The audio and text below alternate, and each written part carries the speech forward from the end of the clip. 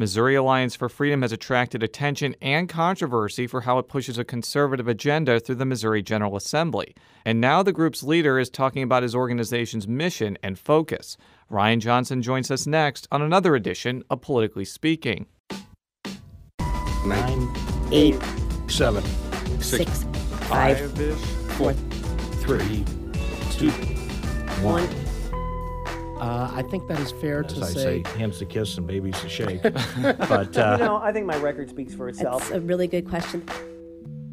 Hello and welcome to the Politically Speaking podcast. I'm your host, Jason Rosenbaum, a reporter with St. Louis Public Radio. Joining me in studio on this very wet Monday afternoon is colleague Joe Mannies. And our guest who drove here all the way from Cass County, Missouri through torrential rain and downpours. And we're not talking about Chris Koster. We're not talking about Chris Koster, sadly. We have as our guest in studio today. Ryan Johnson. And what is your title again? President of the Missouri Alliance for Freedom. Welcome. Thanks you. for joining us. I appreciate you having me. As we do with all of our guests, we want to know a little bit about yourself and your organization, kind of how you got started in politics, where you went to high school, all that sort of stuff. Now, just before you get into that, I just want to explain to our listeners that your group, the Missouri Alliance for Freedom, like I get stuff in my inbox almost every day. Yeah, sorry and this about group that. has increasingly become active in the political arena in Missouri on the conservative side, and promoting or objecting to various issues. I just wanted to lay that out. That's one of the reasons we invited you on the show. So proceed. Yeah, no, thank you for having me. Yeah, we're a conservative organization with what I say a libertarian streak. I got into politics, quite frankly, about 10 years ago, and it was after a stint in the military right out of high school, which I graduated from Blue Springs High School. But with St. Louis roots, you might say. My dad was from Ferguson, and my mom was from Florissant. Mm-hmm. And when they got married in the early 70s, they honeymooned by moving to Blue Springs, of all places, which is just in the Kansas City area. So I spent a lot of Christmases, Thanksgivings, and summers in Florissant, Ferguson, and then had an aunt and an uncle who actually lived in Ladue at the time. So spent a lot of time growing up in St. Louis. Having said that, though, Kansas City is home, and right out of high school, I actually joined the military and was in two different branches of the military. Started out in the United States Army, and when I was there, I was fifth-generation Army. My grandfather was actually a retired major general, so it was kind of in the blood, so to speak. Yeah, no kidding. Wow. And after 3 years in the 1st Cavalry Division as what they call a combat engineer, which is essentially an infantry person with a little bit of knowledge of landmines and demolitions and explosives. So in short, I blew things up for a living for 3 years. A lot of fun, but it didn't really transfer to the civilian sector too well. Got out of the Army and actually joined the United States Coast Guard after that for about 4.5 years. So total time served was about 8 years. It was all pre-9/11. Got out at 25 years old in January of 2001. I went on terminal leave, though my actual terminal service date was actually September 8th of 2001. Did you serve in like Bosnia or any other places that were outside the United States? I spent some time in Panama, but was never deployed, no combat experience. A lot of my friends, of course, went on after 9/11 to serve in theater, but I never did. I was a combat engineer in the Army, but a corpsman, or essentially a medic, in the Coast Guard. And so when 9/11 hit, I was a 26-year-old college freshman and always had the desire, just this kind of innate desire, maybe ideological, if you will, for public service. And just I can remember talking to my grandfather, who was really the only conservative influence in my life, about foreign policy, like at 10 years old or 12 years old. And then, of course, my mother, God bless her, is an avowed, liberal Democrat, voted for Barack Obama twice. My little brother did too. Dad was a moderate Republican. So I really kind of came to this thing called conservatism, really of my own, my own decision, and really didn't find my way into it until my early 20s, right before I got out of the military. Went to college here in Missouri, graduated from the University of Central Missouri out of Warrensburg, used to be CMSU. Degrees in political science and history. And towards the end of my education, like any other college student, I was looking for an internship and an entry into my field of choice, and started to apply for internships. This was kind of around the 2004 election cycle. I was 29, almost 30 years old. and got a job with Missouri's House Republican Campaign Committee, HRCC. Went down to Jefferson City, interviewed with a gentleman named David Hageman, who was the executive director at the time, Rod Jetton, who was the pro tem at the time, and got a job with HRCC making about $1,000 a month and, working 70 to 80 hours a week. They had me up in northwest Missouri, and so in order to do that, they had to make sure that a certain gentleman up in that neck of the woods with a lot of influence was comfortable with me. So they sent me on what I have to say is probably one of the most unique interviews of my life, and that was a gentleman named Jeff Rowe, who went on to found Axiom Strategies. At the time, though, he was Sam Graves' campaign guy as well as chief of staff. And just so our listeners know, Jeff Rowe is now the campaign manager for Ted Cruz. That's right. And he was on our podcast about a year ago, and it was one of the most listened to podcasts I think we've ever had. I'm just saying that just to make Jeff Rowe's fragile ego feel better. But continue. I've known Jeff for about 11 years. He'll love that. Yeah, Go ahead. That's right. So, he was comfortable with me, and so I went up to northwest Missouri, and I handled 6 state representative campaigns simultaneously. And some of the people that year were like Representative Tim Fluke, Bob Nance, Jerry Nolte. These are people that are no longer in the legislature, but those were some of my races. Jim Guest, Jason Brown, a guy named Lyndall Black, and he was the only loss that year, so we won 5 out of 6. HRCC actually kept me on after that, which was somewhat unusual. And then from that point, I actually ended up doing Ryan Silvey's special election in April of 2005. And then from that, I actually went down to Georgia to manage a U.S. congressional race for a while in what was then Georgia's new 8th congressional district. And after about 6 months on the ground, I really didn't see eye to eye with the candidate. I myself was questioning whether or not I wanted to vote for him, let alone convince other people to vote for him. So I decided That's always a strong signal. Right. Made the wrong decision, right? So I decided to come back to Kansas City, and it just so happened that Jeff was starting Axiom Strategies. At the time. He had 1 employee, and so I was the second employee.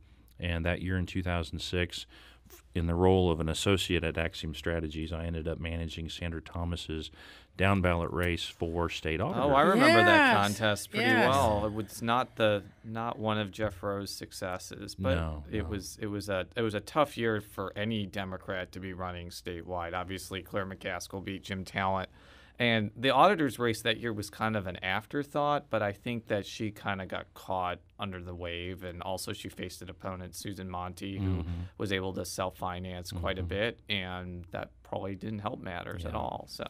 There was a model for us to win if Jim had won by 3+ points, but of course that wasn't the case. And I really did the day-to-day. Jeff did the kind of the general consulting work. We won a 5-way primary and not anticipated to win, so we were proud of that. But you're right, the general election we fell a little bit short. And I stayed with Axiom for a little while, and then after that I decided to just move on for a little while. So in early 2007, out of what I kind of call almost a 3-year whirlwind entry into campaign politics, I got into the private sector for a while. I worked kind of in higher education, but I also did major gift fundraising. Please don't tell anybody, but for the University of Kansas Medical Center. That's actually on State Line Road. So We won't hold it against you. But continue. So, but that was all about medical education and medical research. And again, major gift fundraising. So we defined that as anything over $25,000, and helped raise $1 million+ for a new rural medical school campus in Salina, Kansas, and did some other things like that. Stayed involved in politics at the local county level, was county chair during that time, helped elect my local state representative, Rick Bratton, who beat Luke Scavuzzo in an upset, and just did all that to kind of continue to scratch that political itch. And in 2011, walked away from that position at the University of Kansas Medical Center and decided I wanted to just get back into politics. And so I hung out my own shingle for about a year and tried to describe myself as a political consultant, which is an affront to political consultants everywhere. But, I started to pick up races from state senate to U.S. Senate to just anything that I could get, and very quickly just realized that I wasn't really built like that. And so after 2012, a friend of mine and I were sitting around his kitchen table commiserating about the results as a conservative, and trying to figure out what we could do to really impact the public policy space, where we could do it most efficiently and effectively. And that was really the idea, the genesis of the idea for Missouri Alliance for Freedom. We began to put together concept papers, potential budgets, and all these kinds of things, and then began to network with people in order to try to find out how we could find funding to actually, sustain something like this. Because what I learned in major gift fundraising in the philanthropy world was, one, you never ask for marriage on the first date. The donor has to be passionate about the cause, whether that's Right. cancer research or medical education or, political policy involvement. And it has to be a good fit. And we were, fortunate enough to be able to kind of network our way into an entree to an initial investor who liked the idea. But even that, there was a conversation that occurred over the course of about a year. And when we finally got to the point where they decided to go ahead and seed the organization, we were able to take the next step, and then we launched Missouri Alliance for Freedom as a small nonprofit company, essentially, in December of 2013, but really in earnest in the next month in January 2014. And so we're not even really 2 years old yet. So you described the organization as kind of a conservative organization with a libertarian streak, but if you wanted to describe it further about what it is, that would be helpful for both us and our listeners. Absolutely. This is a public interest group. It's a 501c4 nonprofit. Which also means you do not have to identify your donors. Right. So Is there a reason you decided to go a 501c4 as opposed to like a PAC or something else where you would? Yes, absolutely. One of the reasons that we decided to do a 501c4 as opposed to a political action committee is so that we could really truly engage in the issue advocacy space, so that we could go down and spend a lot of time, which we do, with the legislature between January and May. If they're there at 7 a.m., so are we. If they're there at 2 a.m., so are we. And we're just keeping an eye on what things are doing. We're in the committee hearings, we're in the gallery, we're in offices advocating for or against public policy. And because of that, as a 501c4, you can really do that. And as a political action committee, that's really focused more or less on the election side of the ball. We don't engage in any electioneering. Just not our model. I know other C4s, do, and there's a certain percentage of political involvement that C4s are allowed per the IRS, but we just don't engage in Yeah, and that was going electioneering. to be my next question, because I have an article that I wrote from 2012 after the 2012 election cycle. As I'm sure you remember, there were several instances where politically active 501c4s got involved in electioneering. When this came to light, there was talk in the legislature from Republicans about trying to force politically active 501c4s to disclose their donors. And this is a quote from then just regular State Representative Todd Richardson. People are allowed to make significant contributions in races through the tool of 501c4s without any disclosure of the source. And I think in the system that's predicated on transparency, we've got to address that. Now, And they haven't done that, even though there's been increasing. I mean, I wrote a story about the spring about the proliferation of 501c4s on both sides, because Progress Missouri is Oh, yeah. in the is same a boat. 501c4, They're prolific, yeah. and they're prolific and progress on the progressive side. But I think Absolutely. what he was getting at was when the mainly Republicans eliminated campaign finance limits in 2008, they were waving this banner of Transparency, right, yeah. And it seems like 501c4s are kind of going against that principle. Like, what do you think about that? I can understand how someone who comes from the traditionally political space and is used to this kind of transactional nature of fundraising would come to that conclusion. I come at it from a little bit different perspective. And remember, I mean, I spent 3 to 4 years in the philanthropic space. Right. So I really kind of take it just a much different view of this. When we're talking cancer research, when we're talking medical education or higher ed or whatever you're thinking about funding, the concept of donor relations is sacrosanct. And what I mean by that is if the donor wants to, write a 7-figure check, let's say, to fund cancer research at Barnes Jewish Hospital, and that donor wants public recognition, then those development directors and their development staff are going to be able to provide all of that information, and they'll have the big ribbon cutting ceremony. But if the donor wants to remain private, if they want their contribution to be anonymous, then it is. And you don't ever violate that very sacred relationship between the donor and the thing that they're trying to affect. If you look at the word philanthropy, and I've always just really liked this, so you'll have to forgive me, but if you remember kind of your Greek roots, you have philos, right, which is love, and you have anthropos, which is essentially mankind. Philanthropy, i.e., the love of mankind. People give to things that they want to help and better society. And so the concept of whether it's a 501c3 organization like the Show Me Institute, Right. or their counterparts on the left, or a 501c4 group like Missouri Alliance for Freedom on the right, or Progress Missouri on the left, you have people who are earnestly giving money to affect and impact the public policy space. And they're doing it because from their perspective, it's for the betterment of humankind through public policy. Now, I realize that that doesn't necessarily transpose itself onto the situations that you outlined from a few years ago, but that's the perspective that we come at this from. And I think it's very important to also remember, even during the founding of this American experiment, is that the people who wrote the Federalist Papers, they had this great public discourse back and forth about the Constitution. And most of those were written under pen names. So anonymous political speech is as old as the Republic itself. And I think it's an important facet of the public space, especially when you look at the IRS scandal and things like that, where you had political targeting and use of officialdom, if you will, to potentially target and obstruct or disrupt the operations of people who disagreed. What do you see? Okay, beyond the funding issue, what do you see as your chief purpose? I know you guys have now some leadership scores, which is interesting. There's several groups who do that. I'm just interested when you look at trying to influence the legislature or lobby the legislature on certain issues. Are there certain things that you're looking at?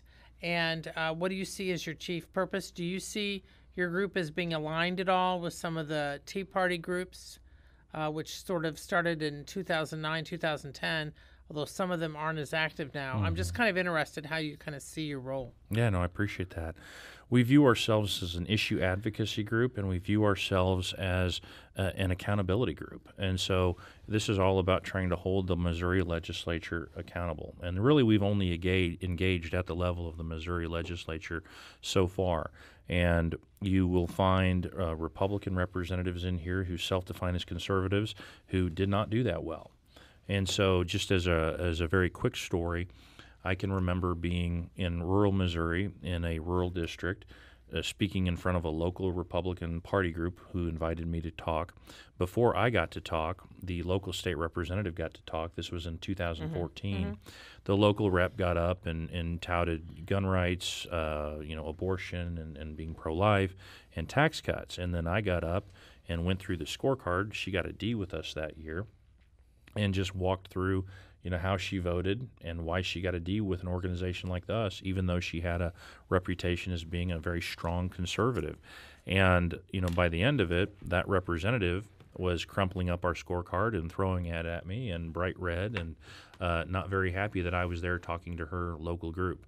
And I do that kind of thing, all over the state of Missouri. In 2014, I went to 125 grassroots events to educate voters about the voting record of their state representatives. That provides a measure of accountability at the grassroots level, in a lot of cases with the representative or the senator's base. And so we do a lot of that. And then conversely, during session, we're in the building and we're advocating for things like right to work, which we spent a lot of time on this last year, or opposing things like prescription drug monitoring, which we played a large role in killing that legislation. Now, I want to kind of transition into issues, especially right to work, because I know your group was pretty heavy into that. Also, how many people are on your payroll? Just myself and one other person. Okay. There's only two of us. Yeah. Okay. So Go ahead. why when was I say a small nonprofit, we are a small nonprofit. I would say 2 equals a small nonprofit. Why was your group so engaged in right to work, and why do you think it was so important for it to be passed? Well, for us, it was about freedom of choice. It was that simple, and it was about allowing a worker, an employee, if you will, the right to choose whether or not to join a union. And I can remember. Now, just to be Absolutely. fair, they don't have to join. Now they don't have to join, but they do have to pay dues. I mean, the bills were to prevent them from having to pay dues. That's an important. I mean, clarification. I just want to make a distinction. That they don't have to join a union, but if there is a bargaining unit, they do have to pay. So, which is why the bills were to make it so they didn't have to pay. Which I appreciate the nuance, but for us, I mean, it's pretty much the same thing. Okay, I know, but just so So- our listeners know. But No, go ahead. no, Go ahead. But no. yes, continue. No, thank you. So they don't have the choice right now of whether or not they want their money going to the unions, which may or may not be operating in the political space, as per their political ideology or what they care about. And so for us, it was really just a matter of choice. And if a local hospital nursing unit votes to unionize, and it's a very close vote, and let's say it's 51-49 or whatever, those nurses who voted against either have to now join the union or pay the union they dues. have to pay. They at least have to pay the dues. Pay the union dues, or they forfeit their job. And there are many other states around us, whether it's Kansas or Tennessee, who don't have that provision, who allow for the employees to choose. And so for us, it was really just a matter of being, having the freedom to choose. Opponents of right to work would say that if people who are within an entity that's unionized don't have to pay, but they still get the benefits from it, it counts to quote unquote freeloading. I'm sure you've heard that argument before. We have, right. What's your response to that? Well, I can remember as a young guy, there was a couple months between the Army and the Coast Guard, and I went over to Lenexa, Kansas, which is 15 minutes away from where I live, and I loaded trucks for UPS, and they have a big distribution center there. And Kansas, being a right-to-work state, gave me an option of whether or not I wanted to join the union and pay the dues or not. And they had a union track, and then they had a non-union track. And I chose the non-union track, while the guy behind me in line chose the union track.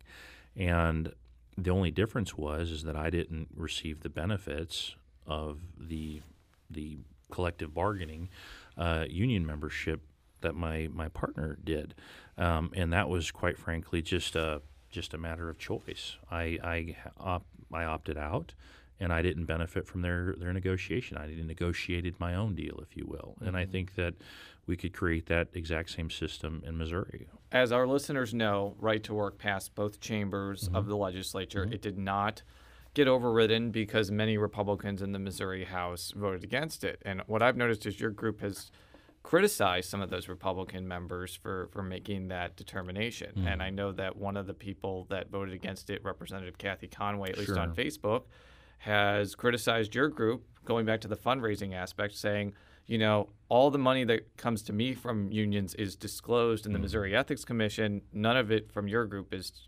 disclosed. So that's kind of an example of the back and forth between the opponents of right to work or Republicans in your group. So what did you kind of make of that kind of interplay between some of the Republicans that voted against overriding the governor's veto and your organization or other conservative organizations? A couple things, because you raise up the MEC disclosure of a 501c4 that we just talked about. Yeah. A lot of the chatter, if you will, about a renewed push to force groups like us to disclose is coming from the 20 Republicans who voted no on veto override, which I could make an argument that is an example of political retribution. They're trying to get back at us, and they're trying to use this as a way to do it, which kind of makes my point of why we don't disclose our donors, because we're worried about political retribution. Having said that, though, I like Representative Conway. We just stridently disagree about this issue. And, we scored right to work like we scored every other vote. So on our scorecard that we issue annually, that gets 1 point or 0 points depending on your vote. And for the record, I'm looking at the scorecard now. Representative Conway got a B, so she got 81.5%. Right, Which isn't bad. Right. Go ahead. A B's a B. I'd take it when I was in school. So, it's one issue. Having said that, though, we have stridently disagreed. She has been critical of our group, and that's her right. I would also say that when we spend any money on issue advocacy as it relates to the legislature, we do disclose those expenditures through MEC. Or Missouri Ethics Commission, for the benefit of your listeners. So there is disclosure whenever we spend money on issue advocacy. We just don't spend a lot of money on issue advocacy in terms of gifts or those kinds of things. But we are forced to disclose through MEC on this. So if we hosted a lunch and learn for legislators to come and to learn about, let's say, employee choice, right to work, worker freedom, whatever you want to call it, that would be disclosed publicly for all to see. So I want to play a clip now from Senator Paul Wieland, who we had on our podcast about a year ago. And he's a Republican from Jefferson County. And this is what he had to say before he was elected to the Senate about right to work. When I asked him whether he was doing it because he legitimately and fervently didn't believe in it, or whether he was doing it for political purposes because Jefferson County has a lot of members of organized labor that lives there. Sure. Here's what he had to say. Is that a conviction thing, or is that kind of a situation where you represent Jefferson County, which has a lot of union people, and you pretty much have to vote that way, or you're not going to get reelected? Well, it's a principle thing, and I would say this is the reason why. Living in Jefferson County, you have family members who are in the unions. And when I look at the arguments, and there's, I guess, three big ones that I look at. One is right to work. Right now, with the immigration policy that we have in the United States, I think right to work is a terrible idea for the state of Missouri. Okay, I think it would just decimate these people that have good family-sustaining jobs now. So I imagine, though, that now Senator Wieland isn't the only person who said when they campaigned for office that they weren't for right to work. They didn't believe in it. A lot of their constituents didn't believe in it. And many of them were probably the 20 Republicans who voted against it that are now kind of being in the crosshairs of not only your group, but other people who are supportive of right to work. I mean, how do you kind of respond to that type of argumentation that this is what I had to say when I was running for office, and I'm just being consistent about it, essentially? Sure. So, with respect to Senator Wieland, if it came down to veto override in the Senate, I would just say that he was one of our hopefuls in terms of, flipping. Of course, it didn't come to that. But I think that this issue is progressing, and we continue to make progress. If you look at the counts, I mean, we couldn't even make it to 82 threshold to get out of the House last year, and then 92, and then 96. And I think that people continue to evolve on this issue. I can understand a representative or a senator from Jefferson County, given the nature of Jefferson County, who might be afraid of this vote. I think what you will find this election cycle, and I'm prognosticating a little bit, but I think that you'll find people like Representative Shaw surviving, his reelection bid. And of course, he was with us on veto override. I think you'll find people like Rob Vescovo, also of Jefferson County. And I think he actually campaigned for right to work in Jefferson County, but not loudly. Not loudly. But he didn't run from it, but he didn't lead with his chin either. Understood.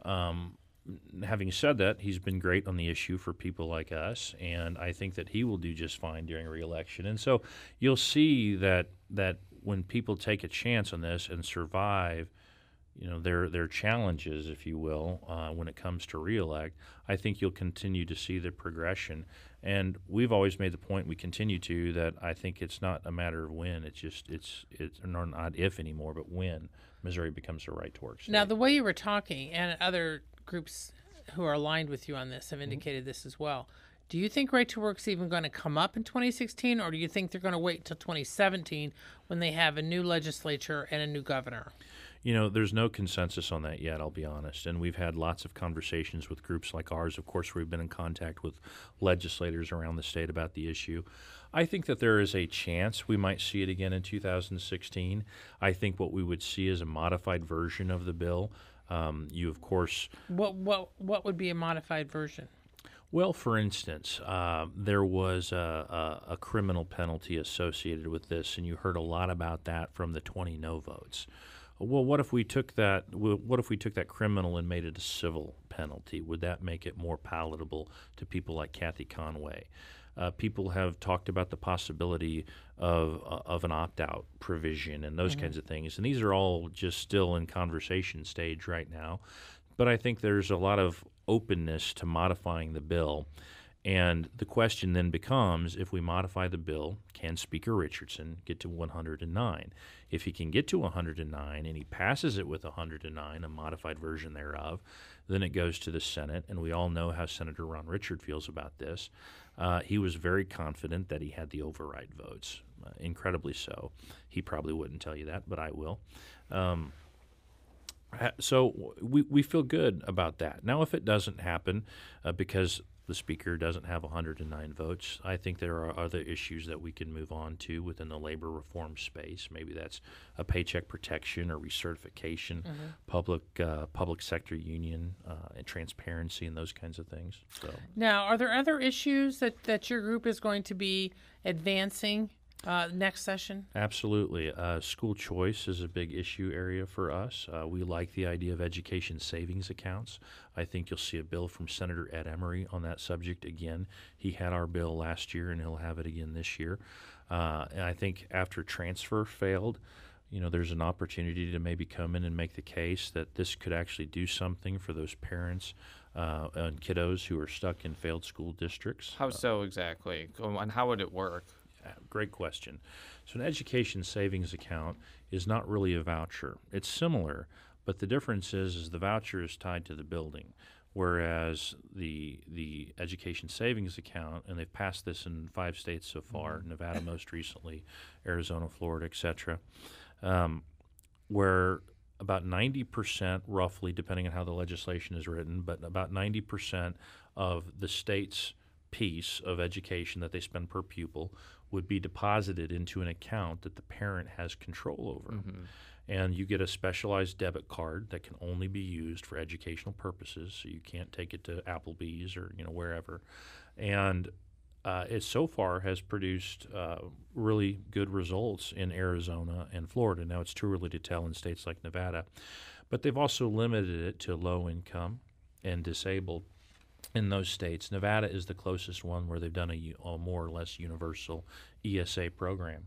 But you're talking about giving parents the power and the opportunity to really be successful with their child's education. And so, for instance, you can pay for a tutor, you can pay for a private school, but it gives the parents an immediate opportunity, especially in the low income and disabled space, to escape a failing school district. And then a couple of other things that I think that your organization has taken note of. I saw a press release where your group raised a lot of alarm about the University of Missouri Police Department asking students or faculty to report any hateful or disruptive speech. I'm not sure if I'm getting the words correctly, but it's you guys actually found favor with the American Civil Liberties Union on that. We agreed, right. Can you explain why you weren't so keen on that idea? Well, for us, it's just a basic freedom of speech issue, and I think it's probably the same for the ACLU without wanting to speak for them. If you read the release, it didn't say don't yell fire in the theater or don't threaten anybody, which we understand you can't say, and that's not freedom of speech. It was very broad, and it basically said if you witness hateful or hurtful speech, we want you to get a description of the person. We want you to call the police and let us know what was said, what happened. We want you to get a license plate number if you can. And if it's safe, we want you to get a picture with your phone and send it all to us. And so what it begs a few natural questions. Our press release said we have 7 questions. And, if you don't mind, we said, was the University of Missouri Police Department ordered to issue the speech directive? And if so, by whom? Who decides what is hateful and hurtful speech? And what are the guidelines used to make that determination? What disciplinary action will be taken against students who exercise their rights of free speech that others report as hateful or hurtful? Will the description of the individual/student, their license plate number, and vehicle description, as well as the photograph, be placed in a database? And how will the incident impact the future of the student's education at the University of Missouri?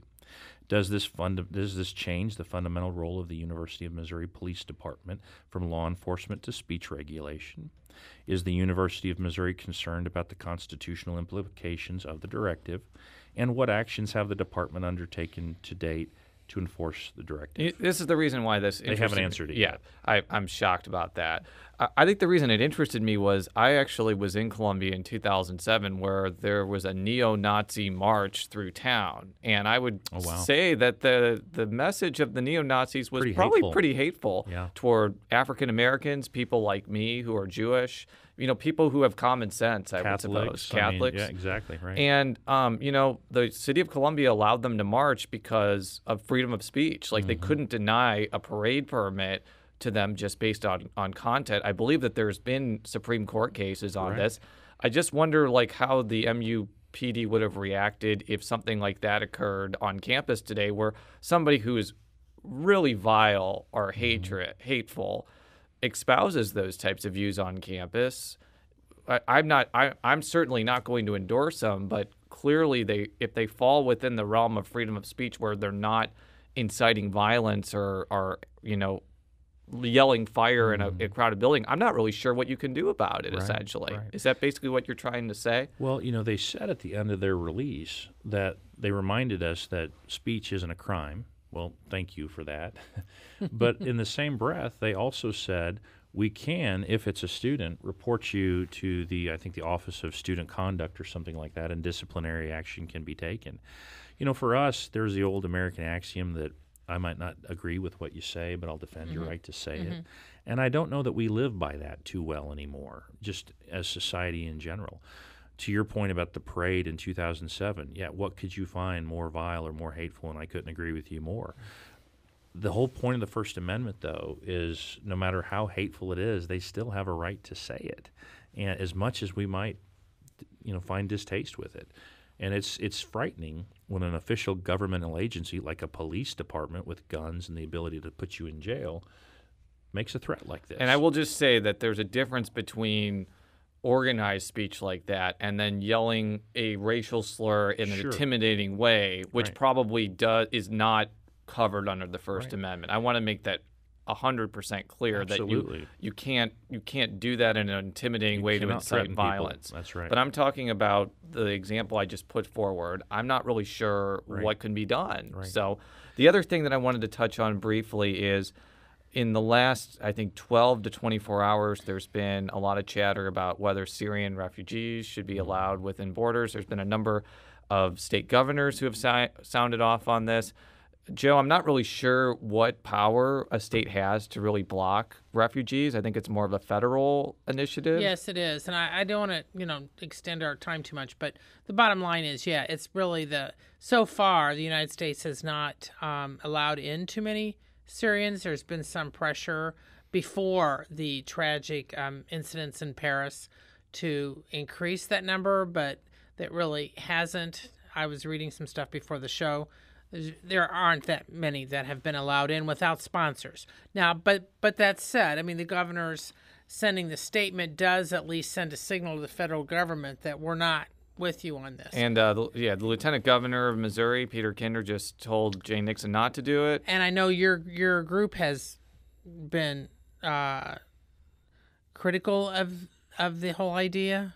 Well, we've certainly looked at it recently, as a result of the Paris tragedy. We're going to look into what the state legislature, can or can't do, and quite frankly, we're not quite sure yet what that is. I don't expect that Governor Nixon will follow Lieutenant Governor Peter Kinder's advice on this, but we understand that there's a lot of angst out there and a lot of mistrust, and we get that, and I think that states need to probably look into this to see what can and can't be done to protect their citizens. Right. Well, I think we're going to have to leave it there. We've reached 39, 40 minutes, Thank and you for having me. we appreciate you coming all the way here to talk with us about your group and some of the big issues of the day. To read more of our stories, stlpublicradio.org. Follow me on Twitter at @JRosenbaum. Follow Joe on Twitter at J Mannies, that's JMANNIES. And you can follow Mr. Johnson on Twitter at Ryan Johnson MO or at Missouri Freedom. We'll be back next week. Until then, so long.